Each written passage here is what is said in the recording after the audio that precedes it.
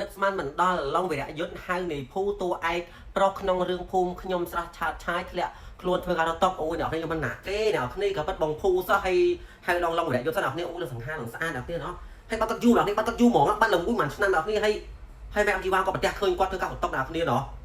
អូអ្នកនេះឲ្យតួឯករឿងពីសេរីមុនអូយស្បងគាត់ស្អាតណាស់សេរីមុនគាត់ស្អាតសង្ហាណាស្វិញខ្ញុំអូយស្មាតអូយស្មាត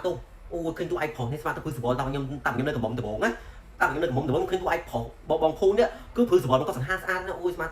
តែបងប្អូនសើគាត់ដែរណោះការងារអីគាត់នៅដែរគ្នាសូម្បីគាត់ស្មាតគាត់ធ្លាក់ខ្លួនធ្វើការបន្តគាត់នៅតែធ្វើការតស៊ូដើម្បីនឹងជីវិតគាត់ដែរគ្នាតែអ្នកខ្លះខ្ញុំឃើញខ្ញុំឃើញវិញណាអ្នកសិល្បៈខ្លះវិញណាបានចូលថតបានចូលឲ្យល្បីទៅទូចឬក៏លក្ខណៈថាគេបានមានឈ្មោះចឹងណាពេលដែលធ្លាក់ខ្លួននោះអត់ព្រមធ្វើការរកស៊ីទេចាំតែលេដៃសុំគេ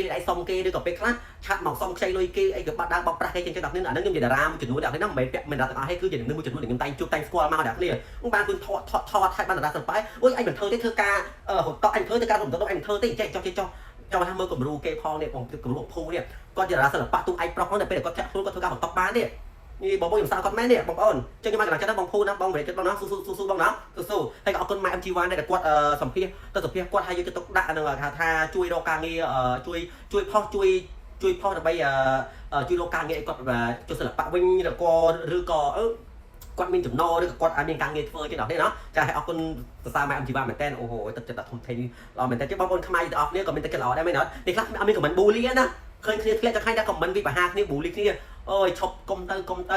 ការជួយមនុស្សតន់ទៅរស់ទៅអត់ហើយធ្វើល្អតន់គ្នារស់កុំចាប់គ្នាស្លាប់ហើយអូយហៅសកម្មពីខ្ញុំផងវាមិនល្អទេដល់គ្នាយល់អត់ចឹងជួយគ្នាណាជួយគ្នាទាំងអស់គ្នាហើយស្អាតទាំងអស់គ្នាចាំបើឃើញសីម៉ៅ